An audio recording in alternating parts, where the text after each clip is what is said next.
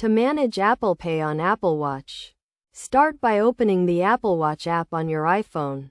Navigate to the My Watch tab and scroll down to the Available Apps section.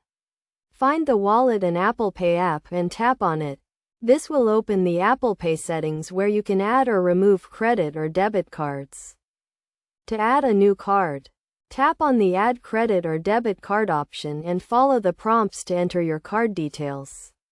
You may be required to verify your card with your bank, which can be done through the app or by contacting your bank directly.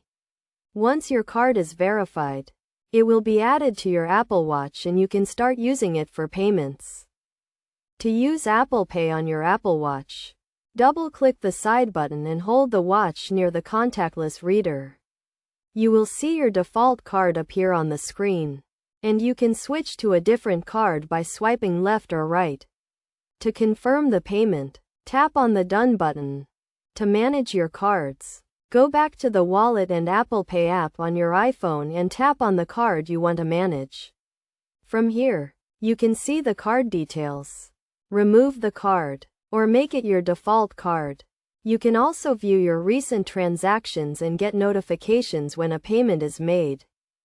For security, Apple Pay uses tokenization, which means that your actual card number is not stored on your Apple Watch or iPhone. Instead, a unique device account number is used to make payments, which adds an extra layer of security. You can also use the Find My app to remotely wipe your Apple Watch and remove all of your cards if it is lost or stolen. Best practices for managing Apple Pay on Apple Watch include regularly reviewing your transactions, keeping your iPhone and Apple Watch software up to date, and using a passcode to lock your Apple Watch.